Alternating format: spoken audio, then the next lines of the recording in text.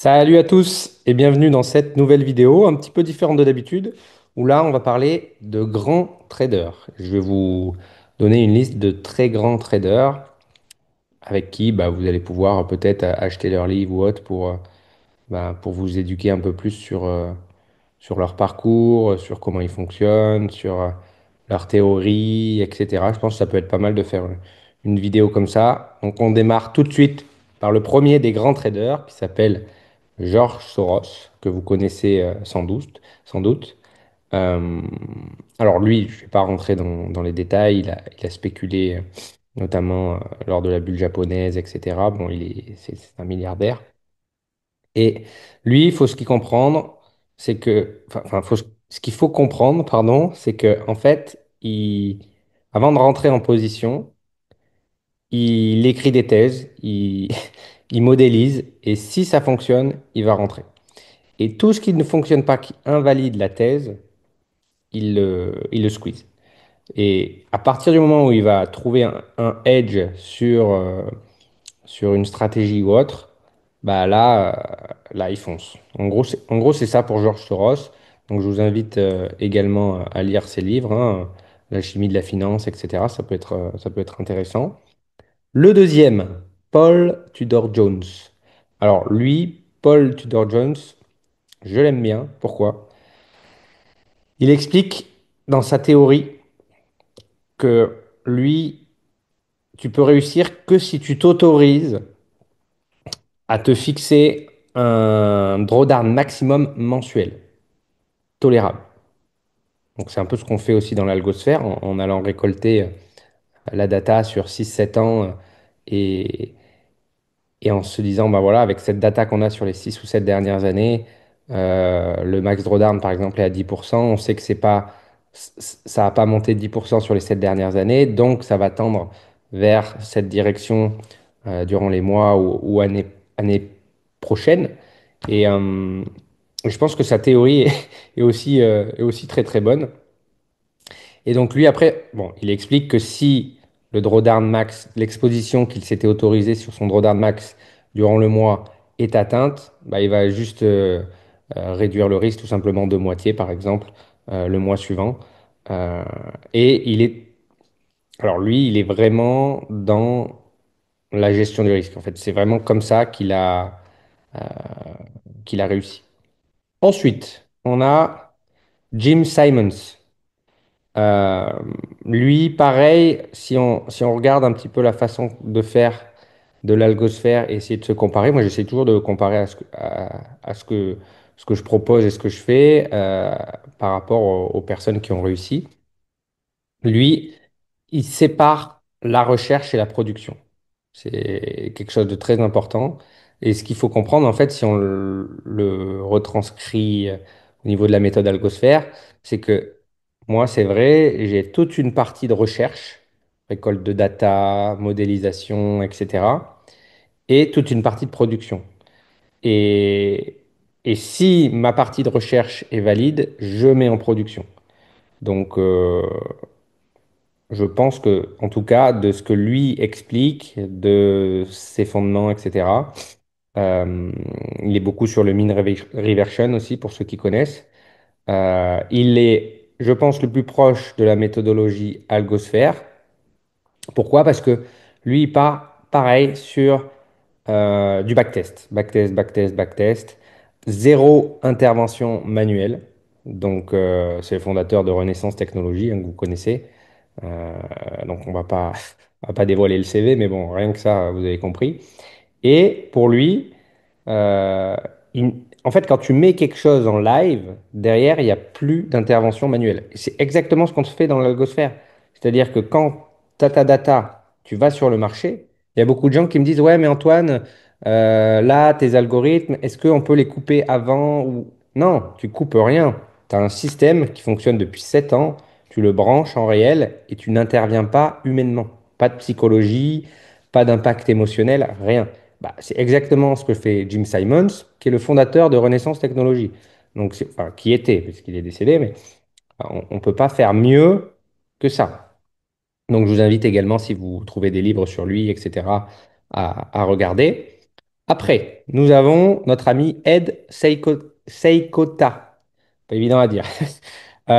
Lui, si on devait retenir quelque chose, euh, lui, il fonctionne que dans la tendance. Ça veut dire que c'est un trader. Vous pourrez lire ses livres ou autres, qui fonctionnent que dans la tendance avec des trailing stops. Donc, si moi, de mon expérience, je devais euh, trouver des choses à implémenter dans mon système, ça serait peut-être au sein de l'algosphère, dire, bon, ben voilà, maintenant, au niveau de mes algorithmes, je veux que des algorithmes qui fonctionnent dans la tendance avec des trailing stops pour toujours m'améliorer. Euh, donc voilà, il ne traite jamais à l'inverse de la tendance ou autre. Pareil, vous pouvez faire vos recherches sur cette personne. Ensuite, on passe sur une femme qui s'appelle Linda Bradford Reschke. J'espère que je le dis bien. Donc elle, pareil, bon, vous pourrez lire ses livres ou autres.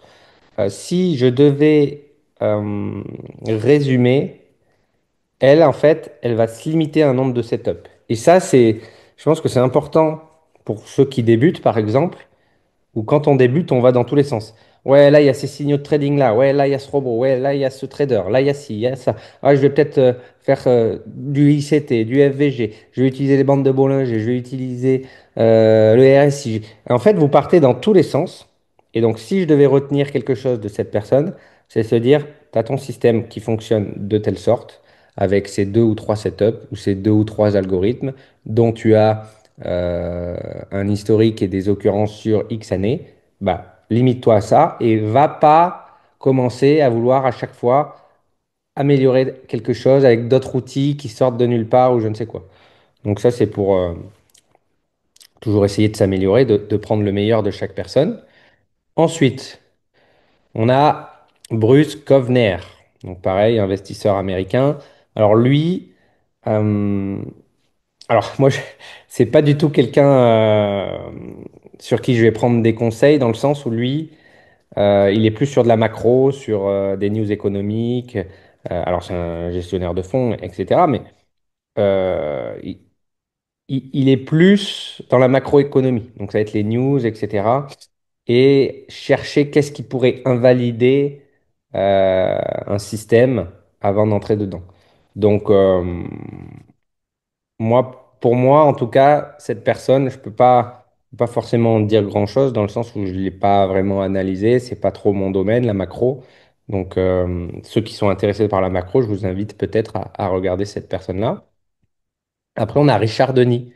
Donc, Richard Denis, euh, qu'est-ce qu'on pourrait retenir de lui? Pareil, trader américain. Bizarrement, ils sont quand même tous pas mal américains, hein. Si je devais retenir quelque chose, en fait, quand vous allez mettre en place, vous, en tant que trader, votre système, pour que ça fonctionne, il faut que vous soyez capable de l'enseigner. Si vous mettez en place un système, c'est ce qui ressort hein, de ces théories, mais en gros, si vous mettez en place un système et que vous êtes incapable de l'enseigner, c'est que ce n'est pas un système. Et si la règle que vous mettez en place, elle n'est pas testable sur X période, c'est pas un système. Donc, si je devais retenir Richard Denis quelque chose de sa part par rapport à mon cas personnel, l'algosphère et tout ce que je fais, je dirais qu'il a raison dans le sens où depuis moi, j'ai mis en place des accompagnements avec des personnes, et là on va peut-être rentrer dans un sujet, sujet sensible pour certaines personnes, mais depuis que j'accompagne des personnes, mon niveau s'est encore plus amélioré. C'est-à-dire que j'ai des meilleurs résultats depuis que j'accompagne des personnes, depuis que j'enseigne ma façon de faire, parce que ça me pousse à être meilleur, à améliorer mon système et à retranscrire mon système de la meilleure des façons. Donc, pour pouvoir retranscrire un système de la meilleure des façons, si on n'est pas capable de l'enseigner et d'être sûr à 100% de tout ce qu'on fait, on peut pas y arriver. Donc, ça m'a poussé à me retrancher derrière mes barrières que j'avais, entre guillemets, pour faire en sorte d'ouvrir ça au grand public. Et depuis, j'ai des meilleurs résultats. Donc pour cette personne, je dirais pareil, si vous n'êtes pas capable d'enseigner votre stratégie, c'est que celle-ci est très compliquée peut-être à mettre en place ou à des failles. et donc va être moins bonne qu'une autre. Et enfin, on termine par Michael Marcus. Donc lui, c'est un trader de commodité. Qu'est-ce qu'on pourrait retenir chez lui? Première chose, c'est le FOMO. Pour lui, ce qui fait sa qualité première, c'est qu'il n'a pas peur de passer à côté de, de setup, pas peur de passer à côté de système. Et il est plus dans le mode de trading, très très peu de trade, mais tout ce qu'il va prendre est de qualité.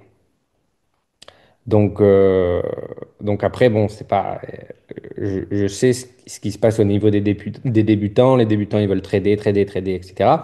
Mais pour lui, un bon système, c'est très peu de trade, mais que de la qualité. Donc, toutes ces prises de position doivent être validées, ultra validées. Euh, donc ça, c'est sa théorie. Donc, en fait, voilà, si je fais cette vidéo, c'est pour vous expliquer que tous ces traders, tous ces gestionnaires de fonds, ils ont quand même des choses en commun. C'est qu'ils ont une méthodologie écrite et testée et une gestion du risque froide. C'est-à-dire qu'il n'y a pas de place à l'erreur. Ces gens-là, aujourd'hui, gèrent des millions, voire des milliards. Euh, et en fait, si on devait retenir et prendre que le meilleur de chaque personne, en fait, c'est simple. C'est une méthode, des compétences, des occurrences, des statistiques, et il laisse pas de place au doute ou quoi que ce soit. Donc c'est pour ça qu'aujourd'hui, moi, je parle à peut-être 30 ou 40 nouvelles personnes par semaine. Et j'ai des gens, je pense que vous êtes vraiment perchés, quoi. Parce que rien que la semaine dernière, j'ai un mec qui me dit, ouais, bah, je débute dans le trading, ça fait 2 mois, là, je suis des groupes Telegram et compagnie. Mais les gars, le trading, si t'as pas un système où t'as pas passé au moins 2, 3, et encore 2, 3 mois, je suis gentil, mais si t'as pas un système ultra robuste, avec une gestion du risque stricte et que c'est pas professionnel, mais tu vas te casser la gueule. Et les propres firmes l'ont bien compris. Donc, voilà ce qu'il faut retenir de tout ça. C'est ayez une méthodologie fiable, ayez un système ultra robuste, ayez de la data. Et surtout, ces personnes-là ne sont pas seules. Ne soyez pas seuls. Si vous tradez seul et que vous pensez que vous allez devenir le meilleur trader du monde seul parce que vous suivez un tel ou un tel sur des groupes Telegram ou que vous avez soi-disant une recette miracle en faisant des lignes sur TradingView, mais eux, ils analysent des années de data. Comment vous voulez battre le marché avec deux, trois courbes et un Fibonacci sur TradingView? Enfin, voilà. Donc, c'était une petite vidéo pour vous expliquer vraiment le monde du trading, ce qu'il en est. Ces personnes-là, elles vont faire 30 à 40% à l'année, hein. C'est des personnes qui font 30 à 40% à l'année avec des risques très, très stricts. Donc, j'ai envie de dire, ce sont ces personnes qui réussissent les propres firmes. Et vous, derrière, vous venez me voir et vous venez me dire, ah bah j'ai pris un challenge propre firme. Et je lui dis, bon, bah c'est super. Ça veut dire que tu as toutes les compétences, tu as ton système qui est robuste, tu as tes statistiques et tout. Non, mais c'est que j'ai pas d'argent. Mais les gars, les propres firmes, c'est la dernière étape. Ces gens-là peuvent réussir les propres firmes, mais regardez tout ce qu'ils mettent en place. Lisez leurs bouquins et, enfin, ouais, voilà. Bref, je vais pas rentrer dans les détails, mais voilà, je vous invite vraiment à lire tous les bouquins de ces personnes, achetez, renseignez-vous et soyez surtout passionnés. Et évidemment, si ça vous intéresse de mettre en place un système robuste, solide, avec de la data, des statistiques et de faire quelque chose de sérieux, bah, contactez-moi dans le lien en dessous de la vidéo, mais seulement si c'est pour ça. Si c'est pour se dire, ah bah ouais, moi, je vais peut-être tenter une propre firme FTMO. Non, ne me contactez pas, ça sert à rien. Moi, je veux pas des oiseaux. Donc j'espère que cette vidéo vous a plu. En tout cas, ça change un petit peu. Et je vous dis à très bientôt.